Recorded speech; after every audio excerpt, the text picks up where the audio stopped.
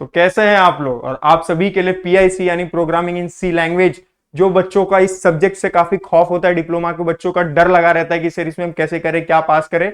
तो अब बच्चे मेरा वन शॉट देखने के बाद बच्चे पास होने का नहीं सोच रहे होंगे, वो टॉप यानी ज्यादा से ज्यादा मार्क्स स्कोर करने का कोशिश कर रहे होंगे। 60 मार्क का पेपर होता है, 24-25 पासिंग होता है। मेरे कंटेंट आपको नहीं तो भी 40-45 प्लस आपका मिनिमम केस में आ जाएगा, मैक्सिमम में आउट टू आउट भी निकाल सकते हो पूरा वन शॉट देखकर। और मेरा वन शॉट यानी प्रदीप गिरी एकेडमी का जो पीआईसी का वन शॉट जो जा रहा है यूट्यूब पे, वो बॉम्ब की तरह जा रहा है और बच्चे काफी खुश हो रहे हैं इस चीजों को देखकर। और उनके लिए हम चीजों को काफी आसान कर रहे हैं और आपके लिए गुड न्यूज है, लास्ट में देखना। और मेरा एक आप लोगों से एक मैसेज मैं कन्वे करना चाहता हूं कि आप लोगों का प्यार देखकर मुझे काफी अच्छा लग रहा है और मुझे काफी मोटिवेटिंग फील होता है जब आपके लिए मैं क्लास बनाता हूं काफी एनर्जेटिक वे में। तो आप इस वीडियो को यानी जो फोर्थ मॉड्यूल यानी फोर्थ यूनिट का जो मैं वीडियो बना रहा हूं, उस पर आप फर्स्ट वीडियो से भी ज्यादा लाइक करना। और जैसे आप लाइक करोगे तो आपको एक नहीं दो गुड न्यूज दूंगा मैं एंड में, जो आपके एग्जाम को और एक लेवल अप ले जाएगा। तो ठीक है, तो आज हम स्टार्ट करते हैं। ये भी हार्डली 30 मिनट्स के अंडर हम बनाएंगे वीडियो। इसमें एल्गोरिदम्स है, थोड़े से टफर साइड में एल्गोरिदम्स है, लेकिन उसको मैंने बनाया आसान। हमारे यहाँ पे प्रदीप गिरी एकेडमी पे टफ नाम की कोई चीज नहीं होती, तो हम इन चीजों को बनाएंगे आसान और आपके एग्जाम में काफी मदद मिलेगा। तो कमेंट भी करना इस वीडियो के नीचे कि आपको कैसा लग रहा है वन शॉट। और यानी ये इसके बाद एक मॉड्यूल के बाद एक खत्म हो जाएगा, इसके बाद आपको कौन सा सब्जेक्ट चाहिए वो भी आप कमेंट करना, ठीक है। और लाइक तो एकदम जरूर करना, क्योंकि आप लोगों के लिए काफी मेहनत कर रहे हैं हम, और एकदम फटाफट यानी विद इन 3 से 4 दिन के अंदर आपके लिए हमने पूरा पीआईसी का वन शॉट आप रेडी करके यूट्यूब पर आपको दे दिया।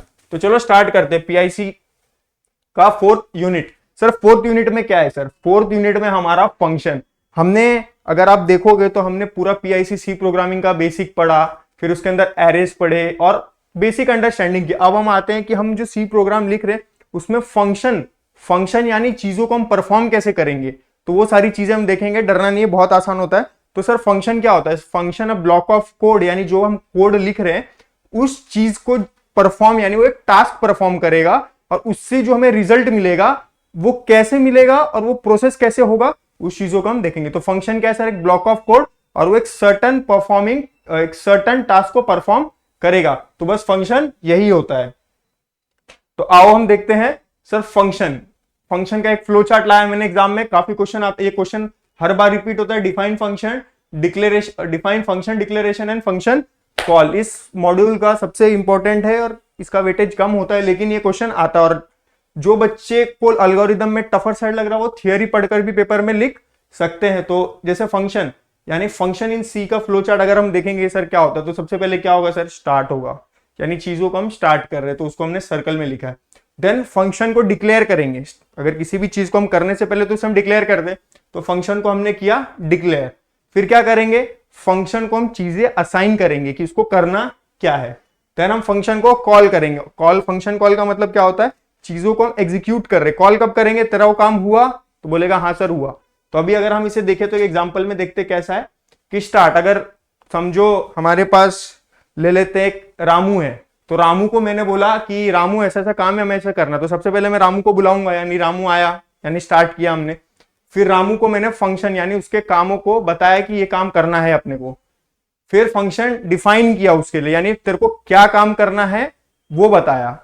उसके बाद क्या किया? फंक्शन कॉल किया, यानी मैंने उसको पूछा वो काम हो गया, तो वो मुझे रिटर्न स्टेटमेंट में जवाब देगा कि हाँ सर वो काम हो गया। तो आप रामू के एग्जांपल से याद रख सकते हो फ्लो चार्ट, और लास्ट में एंड हो जाएगा। स्टार्ट हो रहा है तो एंड होगा, आप ऐसे भी याद सकते हो। डिक्लेयर कर रहे हैं तो रिटर्न होगा, और यहाँ पे फंक्शन कॉल होगा और डेफिनेशन होगा। तो रामू वाला एग्जांपल सबसे अच्छा है। तो रामू के साथ तो हम खेलेंगे ही, बट फिलहाल हम फंक्शन के साथ खेलकर उसी के इर्द गिर्द रहेंगे। थोड़ा सा फोकस करना, और काफी आसान तरीके से चीजों को लाया हूं। अब फंक्शन का डेफिनेशन रीड करोगे तो भी समझ जाएगा, मैंने तो बता ही दिया बट फिर भी रीड करते। A function is a block of code that perform a specific task. Function क्या एक ब्लॉक ऑफ कोड, लेकिन वो एक टास्क परफॉर्म करेगा।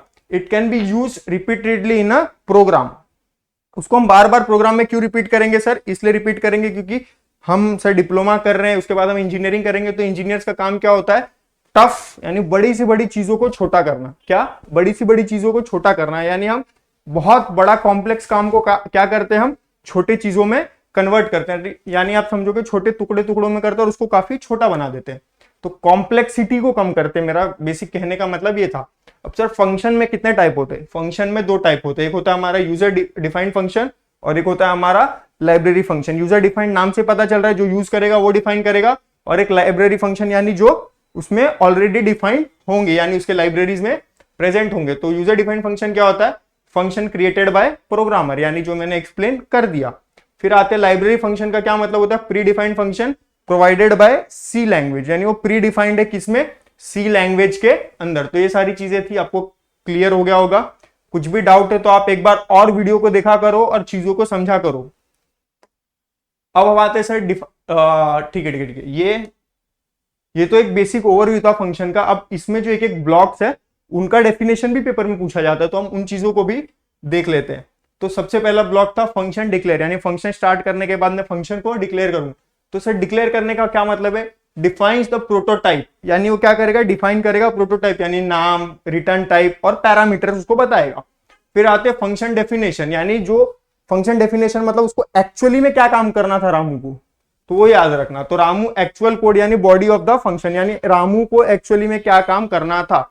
फिर आता है फंक्शन कॉल, यानी execute the function from the main, वो क्या कर देगा? फिर कॉल का मतलब क्या था? मैं रामू को पूछूंगा कि तूने वो काम किया या नहीं किया, तो वो मुझे वो चीज बताएगा जब उसको कॉल, यानी जब मैं उसको पूछूंगा यानी इसको कॉल करूंगा। फिर रिटर्न स्टेटमेंट, रिटर्न स्टेटमेंट मतलब send result back to the caller, यानी वो जो मुझे बताएगा वो चीजें मैं उसे लूंगा और फिर हम कर देंगे हमारे कोड को एंड। तो ये सारी चीजें लाइब्रेरी फंक्शन यानी प्री डिफाइंड होती है। और यूजर डिफाइंड फंक्शंस क्या होती है sir? Customs functions with the program. तो ये सारी चीजें ठीक है, custom functions written by the program, वही सेम चीजें। ठीक है, तो आपको बहुत मजा आ रहा होगा पीआईसी में और बहुत मजेदार तरीके से पढ़ाते भी हैं हम। और प्रदीप गिरी एकेडमी पे और भी बहुत सारे सब्जेक्ट के वन शॉट आ रहे हैं, तो आपको वो सब्जेक्ट्स को भी डील करना है। और अभी भी कुछ बच्चों का प्रिपरेशन नहीं हुआ होगा या वो नहीं स्टार्ट कर रहे होंगे, वो वेट कर रहे होंगे एग्जाम के एक दिन पहले पढ़ना है, तो अगर स्ट्रेटेजी वीडियो चाहिए कि एग्जाम के एक हफ्ते पहले भी अगर हम स्टार्ट करें या 5 दिन पहले भी स्टार्ट करें, तो पास छोड़ो हम एक 75% रिजल्ट कैसे ला सकते हैं, अगर आपको वैसा स्ट्रेटेजी वीडियो चाहिए तो कमेंट करना, और ज्यादा से ज्यादा कमेंट करोगे तभी मैं उस चीज को लाऊंगा। ठीक है, क्योंकि मेरे पास बहुत सारे काम है, तो आप ज्यादा कमेंट करोगे तो मैं बात करके आपके लिए स्ट्रेटेजी वीडियो लाऊंगा। ठीक है, तो हम स्टार्ट करते हैं। Draw explain general structure of C program. ये क्वेश्चन एक्चुअली में काफी बार रिपीट हुआ है, और ये क्वेश्चन एज सच इस मॉड्यूल का है कि नहीं वो मुझे आइडिया नहीं है, लेकिन फिर भी मेरे को ये क्वेश्चन काफी इंपॉर्टेंट लगा और लगा कि पेपर में आएगा, तो मैंने उस चीज को इंक्लूड कर दिया। तो अब हम देखेंगे general structure of C program हम कैसे लिखते हैं। तो सबसे पहले डॉक्यूमेंटेशन सेक्शन, यानी स्टार्ट करने के बाद वो चीजें, फिर प्री प्रोसेसर सेक्शन यानी प्रोसेस करने के पहले वाला stage, then global declaration section यानी जब चीजों को हम ग्लोबली डिक्लेयर होती है यानी तो चीजें ऑलरेडी डिफाइंड होती है, फिर होता है हमारा मेन फंक्शन, देन सब प्रोग्राम सेक्शन, और देन हम एंड करते हैं। तो स्टार्ट एंड DPGM ऐसा पैसे भी याद रख सकते हो, तो वो सारी चीजें थी। अब वो सारी चीजों का मतलब क्या है सर? डॉक्यूमेंटेशन सेक्शन मतलब क्या समझ में आ रहा है सर? चीजों को हमने डॉक्यूमेंट में लिखा है, तो डॉक्यूमेंट में लिखा है यानी प्रोग्राम कमेंट ऑथर पर्पस। वो क्यों लिखते हैं? ताकि मेरा जो लिखा हुआ कोड है वो किसी और को भी समझ में आना चाहिए। तो कोड से समझने से अच्छा है कि अगर उसको हम कमेंट आउट कर देंगे तो हम एक्स्ट्रा डिटेल वहां पे इंफॉर्मेशन ऐड कर सकते हैं कोड में कि ये मैंने क्यों लिखा था, तो उसको चीजें जल्दी समझेगी। फिर आते हैं प्री प्रोसेस सेक्शन में क्या होता है? हेडर फाइल्स यानी टॉप मोस्ट चीज, एंड हैशटैग इंक्लूड stdio जो हमारा फाइल है। नेक्स्ट आते हैं ग्लोबल डिक्लेरेशन सेक्शन में क्या होता है? ग्लोबली वेरिएबल्स फंक्शन और उसके प्रोटोटाइप्स, नाम से पता चल रहा है। मेन फंक्शन सेक्शन क्या होता है sir? Entry point int main, और फिर वो चीजों को एंड या क्लोज करेंगे, इन या आउट करेंगे। फिर सब प्रोग्राम सेक्शन क्या होता है? यूजर डिफाइंड फंक्शन, और फिर हम चीजों को एंड करेंगे, यानी स्टार्ट कर रहे हैं तो हम चीजों को एंड करेंगे। तो वो सारी चीजें काफी इंपॉर्टेंट है। फ्लो चार्ट भी बना के आना, और उसमें क्या चीजें हैं उसको भी मैंने एक सिंपल यानी सिंगल वर्ड में चीजों को लिखा है। ठीक है, अब हम आते हैं हमारे नेक्स्ट क्वेश्चन पे। क्वेश्चन भी काफी बार होता है, explain the recursion with example. तो रिकर्शन पे काफी बार क्वेश्चन आया है पेपर में, और ये मतलब बोलते हैं कि काफी इंपॉर्टेंट क्वेश्चन है, तो ये छोड़ना नहीं है। बेसिक अगर देखेंगे रिकर्जन में बच्चे कंफ्यूज रहते हैं। रिकर्शन मतलब बेसिकली चीज वो होती है जो बार बार हो रही है। क्या होते हैं रिकर्शन? मतलब रिकर्शन यानी चीजें बार बार हो रही है। नहीं समझ में आ रहा तो एग्जांपल लेते हैं कि समझो एक बच्चा बीच में खड़ा है, उसके ये साइड भी एक मिरर है और एक ये साइड भी मिरर है, यानी रामू काका को हमने बीच में खड़ा किया है, ये साइड भी मिरर है और ये साइड भी मिरर है। तो क्या होगा सर? जो एंड रिजल्ट निकलेगा मतलब रामू काका का बहुत सारा इमेज बनेगा। क्या बनेगा? इनफाइनाइट इमेज बनेगा, तो उसी को हम बोलते हैं रिकर्शन, यानी जो चीजें बार बार कंटिन्यूअस वे में होती जा रही है उसको बोलते हैं हम रिकर्शन। तो रिकर्शन का मतलब समझ में आया, रामू काका और दो मिरर और उनके इनफाइनाइट इमेजेस। तो recursion means a function calling itself again and again, लेकिन इसमें कंडीशन भी आता है, अंटिल अ बेस कंडीशन इसमें मेट। मतलब बेस कंडीशन मतलब चीजें जो फॉल्स फॉर्मेट में, यानी चीजें का जो एक एंड रिजल्ट मिलेगा, या तो इनफाइनाइट इमेजेस होंगे लेकिन जो एंड रिजल्ट मिलेगा उसको हम बोल सकते हैं बेस कंडीशन, यानी चीजों को हम जहां पे एंड कर रहे हैं, यानी चीजों को हम खत्म कर रहे हैं, तो ये इसका एक कंडीशन होता है।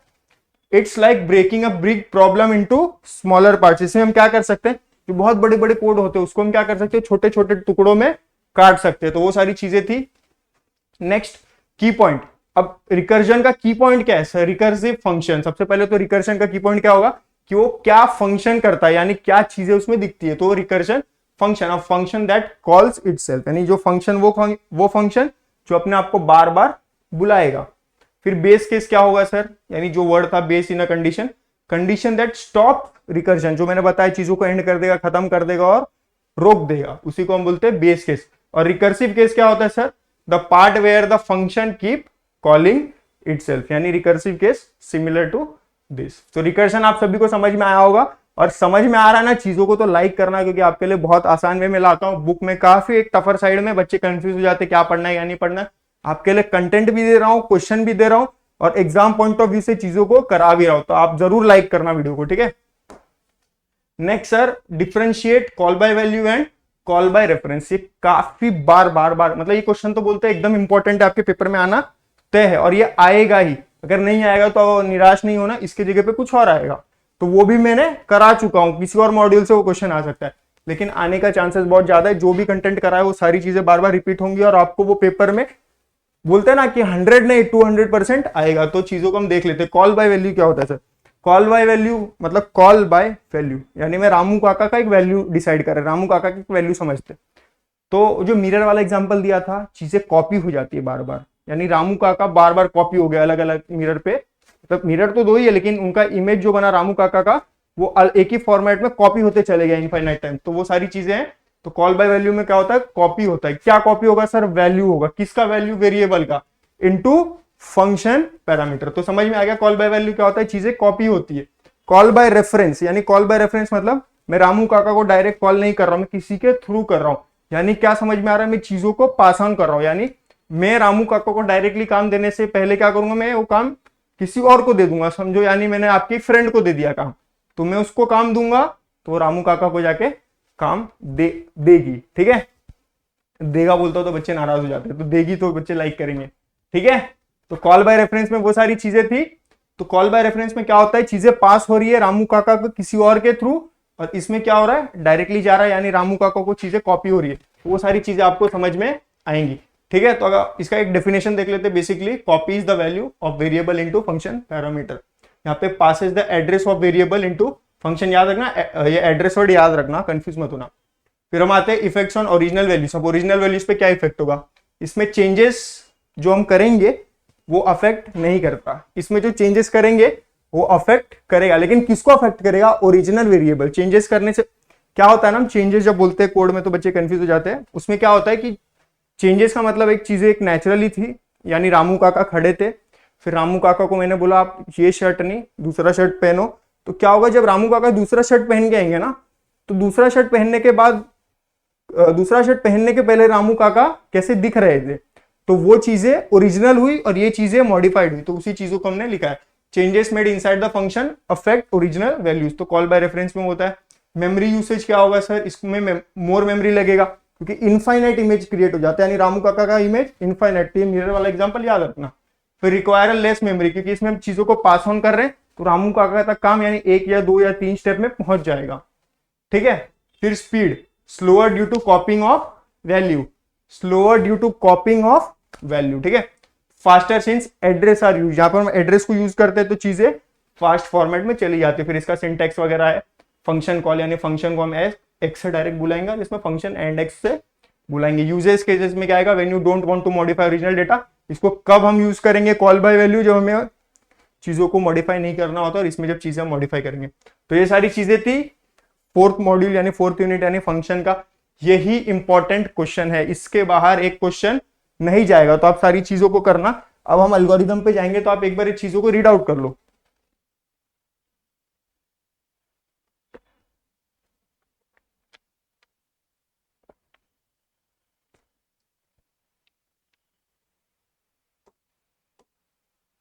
ठीक है, अब हम आते हैं हमारे प्रोग्राम पे।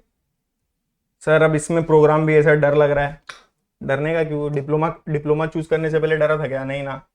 तब तो था कि नहीं सर डिप्लोमा करेंगे, 11वीं 12वीं क्या ही करे। तो डिप्लोमा चूज करने से पहले नहीं डरा तो इससे डरेगा? किसी भी चीज से डरने का नहीं, भौकाल बना के रखने का और लोगों को डरा के रखने का। ठीक है, तो अब ये प्रोग्राम यानी ये जो इसके 2-3 एल्गोरिदम सीखने के बाद हमारा भौकाल टाइट हो जाएगा। ठीक है, तो स्टार्ट करते हैं।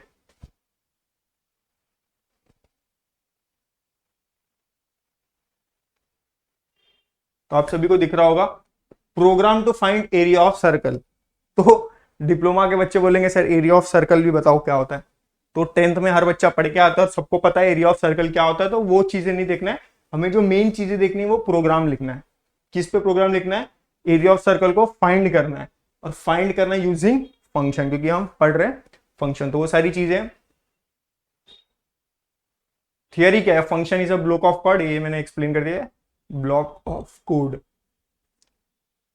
मेरे को पता था बच्चे बोलेंगे एरिया सर क्या होता है, बताओ बताओ। तो इधर लिखा है area equal to pi r square. Pi का वैल्यू क्या होता है, 2 पाई आर का वैल्यू क्या होता है। और ये अब ये मत पूछना कि सर्कल क्या होता है, तो आपको सर्कल भी दिख रहा होगा। ठीक है, अब हम आते हैं sir where a equal to area of circle, ये सारी चीजें लिखी है। अब हम आते हैं सर मेन कंटेंट जिसके ऊपर क्वेश्चन आएगा, और ये इंपॉर्टेंट है, बहुत इंपॉर्टेंट है, बहुत ही इंपॉर्टेंट बोल रहा हूं, मतलब ये चीजें पेपर में आपके दिखेंगी। तो प्रोग्राम लिखते हैं, हैशटैग इंक्लूड एसटीडीआई, जो हम लिखते हैं कोड भी कोड इनिशिएट, यानी स्टार्टिंग पॉइंट हमारा ये है। तो स्टार्ट करेंगे, इनिशियलाइज करेंगे कोड।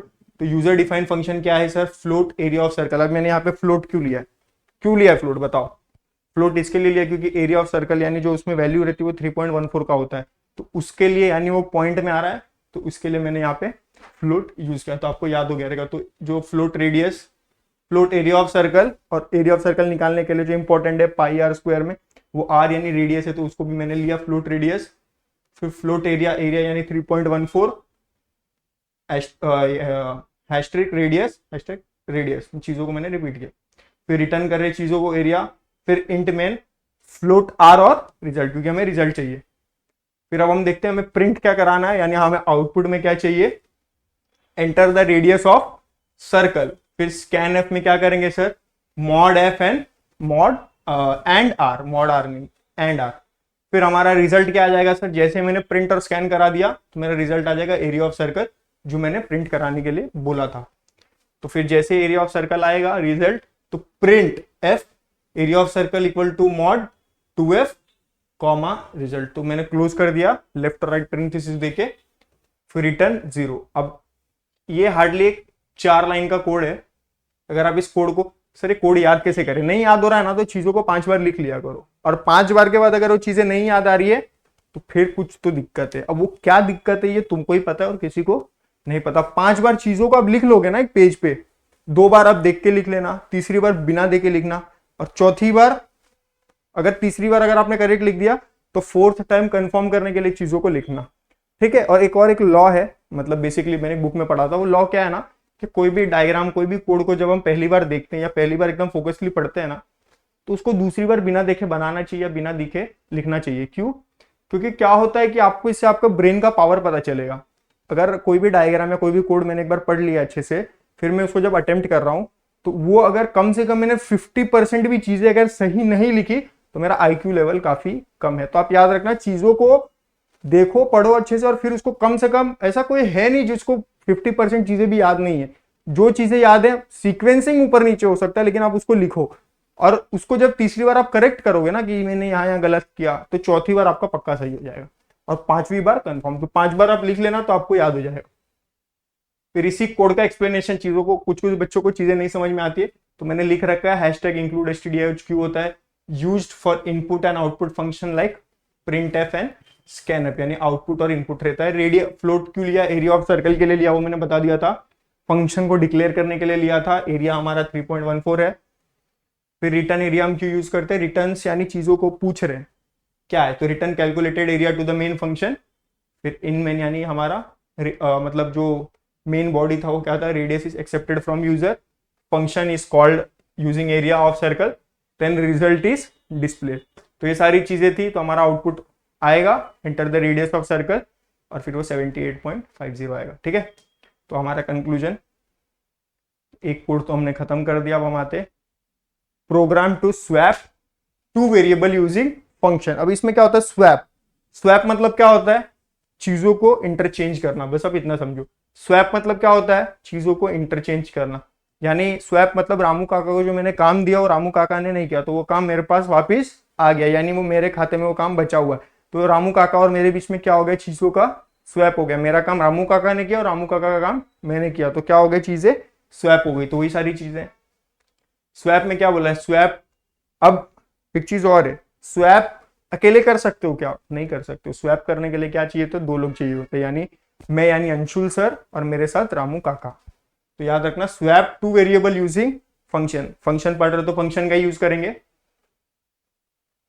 ठीक है, theory, swapping means exchanging the values of two variable in this program, a function is used to swap the values of variable a and b, यानी ए और बी के वैल्यू को हम swap करेंगे, यानी initial value a equal to 20 और B equal to 30, swap करने के बाद जो बी का वैल्यू होगा वो ए हो जाएगा और ए का वैल्यू जो रहेगा वो बी हो जाएगा। तो ये सारी चीजें थी। अब हम इसको प्रोग्राम में कैसे लिखेंगे sir, program hashtag include std common चीजें हैं।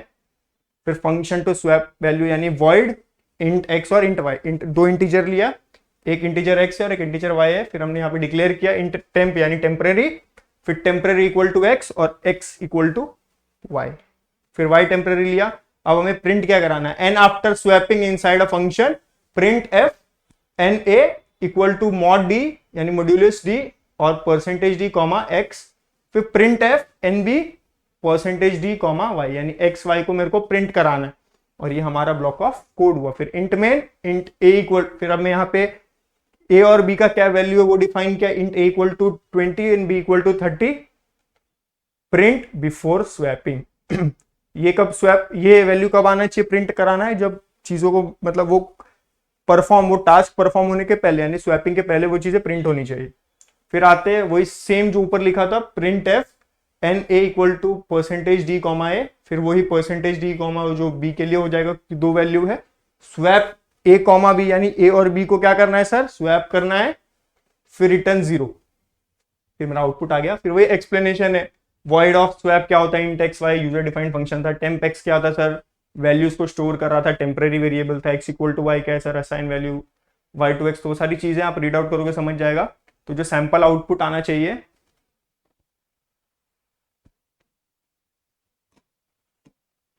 जो सैंपल आउटपुट आना चाहिए वो सैंपल आउटपुट आना चाहिए वो before swapping a equal to 20 and a equal to 30। ये देख लेना, बिफोर स्वैपिंग यानी 20-30 था और स्वैप करने के बाद 30 और 20 होना चाहिए। तो उसी का कंक्लूजन लिखा हुआ है, thus the program to swap to variable using function is executed successfully। अब हम आते हैं दूसरे क्वेश्चन पे, ये हो गया। अब ये क्वेश्चन है, ये कंक्लूजन नहीं है, कलर थोड़ा सा ये हो गया, इसको चेंज करते हैं।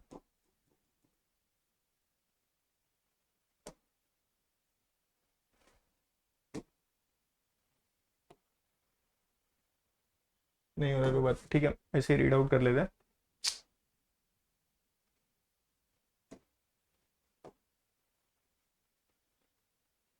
ठीक है, क्या है, write a program to accept the value of year as input from keyboard and print whether it is leap year और नॉट। अब सर लीप ईयर क्या होता है और लीप ईयर क्या होता है, बेसिकली जिसमें एक दिन ज्यादा होता है, यानी 366 डेज प्रेजेंट होगी।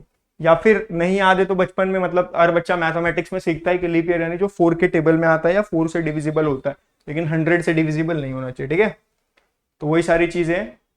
Programme to check leap year, um write a C program, वो क्वेश्चन जो था, keyboard check whether it is a leap year और नॉट। तो मैंने बता दिया लीप ईयर में क्या होता है, 366 डेज होते हैं, लीप ईयर उसी को हम लीप ईयर बोलेंगे। It is divisible by 4 and not divisible by 100। तो ये मैंने नॉट डिविजिबल बाय 100 क्यों बोला सर, जब वो 4 से क्योंकि ये कोड में हमें लगेगा ये सेक्शन, तो इसके लिए मैंने बोला था। या इट इज डिविजिबल बाय 4 या 400 जो भी है।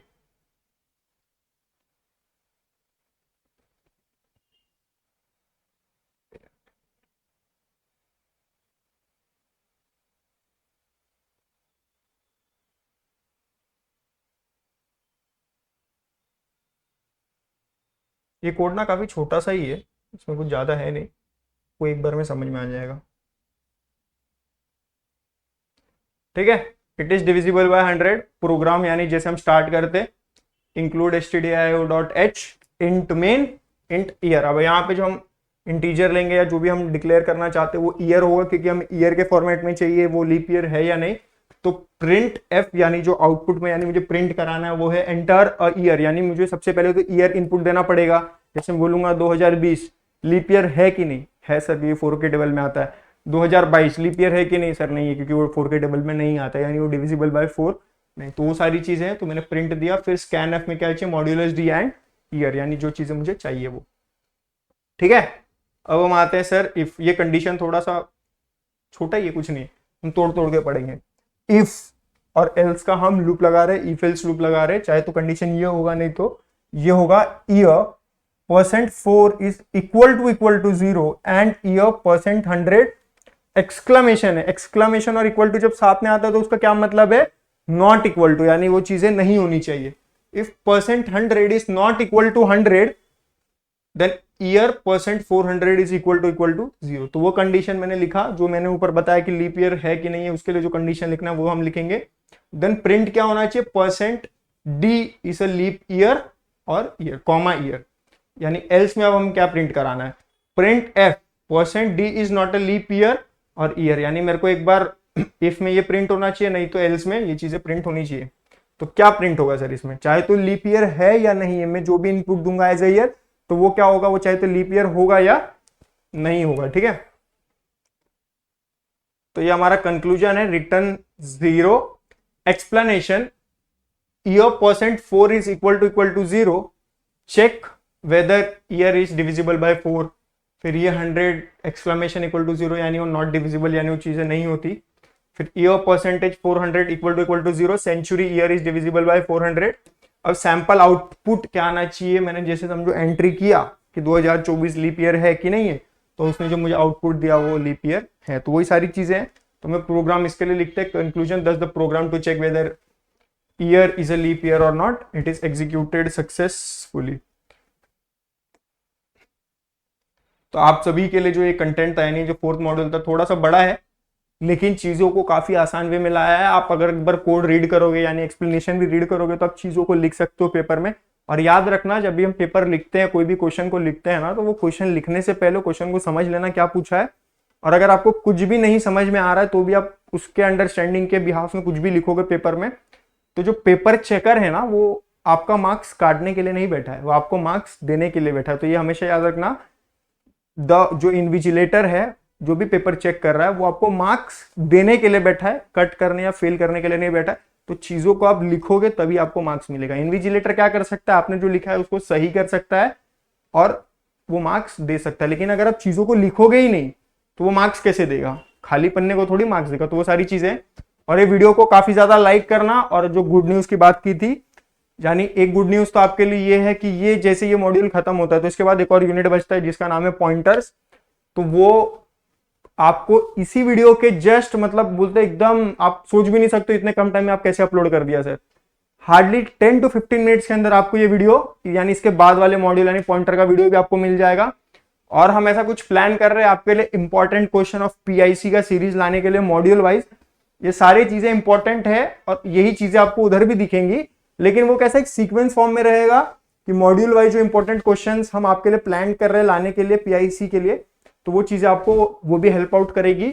और वन शॉट को आप बहुत ज्यादा प्यार दे रहे हो, इसके लिए थैंक यू सो मच। और इस वीडियो को भी बहुत ज्यादा लाइक करना, लोग देखते लेकिन लाइक नहीं करते, वो मुझे नहीं पसंद। आप लाइक करना और कमेंट में क्या लिखोगे आज कि ये पहले तो क्लास कैसा लगा वो लिखोगे, दूसरा नेक्स्ट सब्जेक्ट आपको क्या चाहिए उसके लिए, और एक थैंक्स का कमेंट आज सब लोग डालेंगे विथ रेड हार्ट कि नेक्स्ट मॉड्यूल आपने 15 मिनट के अंदर सर अपलोड कर दिया। ठीक है, थैंक यू सो मच, मिलते हैं नेक्स्ट वीडियो में।